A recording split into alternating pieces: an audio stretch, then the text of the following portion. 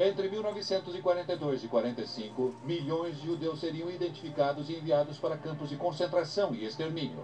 A logística e a coordenação desse processo foram auxiliadas pela tecnologia de tabulação fornecida pela subsidiária alemã da IBM, a DEOMAG. A maioria dos campos foi construída com o único propósito de extermínio, com o uso de pellets de gás Zyklon B fornecidos pela IG Farben.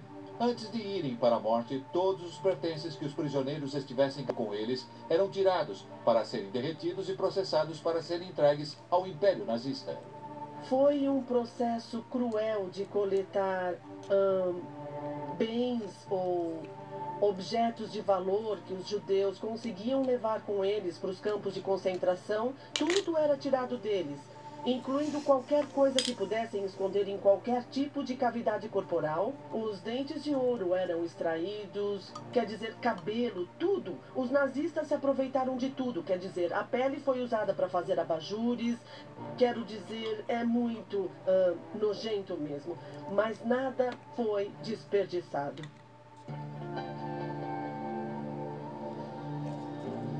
Havia várias maneiras diferentes dos nazistas explorarem a propriedade judaica.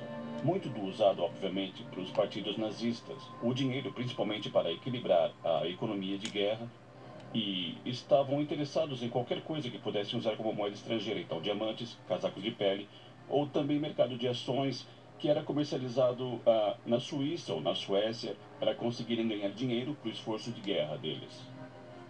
Esse processo generalizado de roubo e assassinato foi particularmente prolífico na Polônia, onde o extermínio sistemático de mais de 3 milhões de judeus entre outubro de 1941 e novembro de 1943, batizado de Operação Reinhardt, foi supervisionado pelo líder da SS e da polícia, Odilo Globocnik.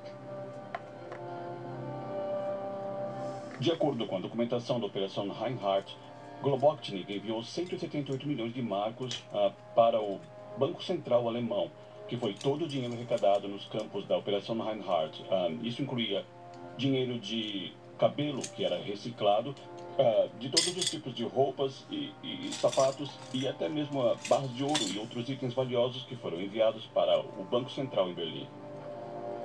Uma contribuição igualmente significativa e desumana da SS foi a maneira como organizaram a força de trabalho escravo para o benefício da economia alemã e seu esforço de guerra. Em meados dos anos 30, o comandante da SS Heinrich Himmler formou uma relação estreita com o arquiteto Albert Speer. Speer tinha uma ligação muito próxima com Hitler e elaborou vários projetos para sua visão do Império dos 1000 anos. Esses projetos incluíam o Estádio Olímpico de Berlim, o recinto do comício do Partido de Nuremberg, a chancelaria do Império e o projeto do Hall da Glória de Hitler, onde ele pretendia celebrar sua vitória na Segunda Guerra Mundial. Em março de 1942, Adolf Hitler surpreendeu a todos ao nomear Albert Speer para o cargo de ministro de Armamentos e Produção de Guerra. O interessante sobre o Speer é que ele é uma espécie de tecnocrata. Ele é uma dessas pessoas que aprende enquanto faz. E se torna de fato excelente nessa função como ministro de armamento. E a produção de armamento sob o comando do Speer dobra em um ano. Os trabalhadores alemães aptos eram rotineiramente recrutados para lutar na linha de frente. Isso criou uma escassez de trabalhadores da indústria de armamento. Speer confiou na SS para fornecer materiais e mão de obra dos campos de concentração, para manter as linhas de produção fundamentais para o esforço de guerra nazista. Como resultado, os principais campos de concentração e extermínio estavam localizados perto de grandes centros industriais. A Farben chegou no Himmler, e isso foi depois da queda da Polônia. E eles disseram, tem um lugar bem aqui, e eles apontaram no mapa. Tem 3 rios. Tem uma fonte de carvão próxima. Nós pretendemos construir a maior fábrica de borracha sintética e petróleo sintético do mundo aqui. Você nos fornece o trabalho escravo. Essa foi a origem de Auschwitz. Uma distinção específica foi feita entre trabalho forçado e escravo. O trabalho escravo consistia no trabalho dos prisioneiros dos campos de concentração e de outras pessoas que eram tratadas como prisioneiros, principalmente todos os judeus, já que enfrentavam a morte quase certa trabalhando para os nazistas.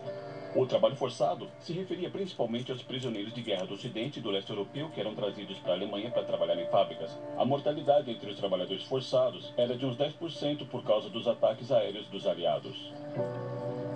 Isso significava que as empresas alemãs envolvidas na produção de armamentos, fossem empresas nacionais alemãs ou ex-subsidiárias das empresas americanas, precisavam pagar a SS para usar o trabalho forçado ou escravo.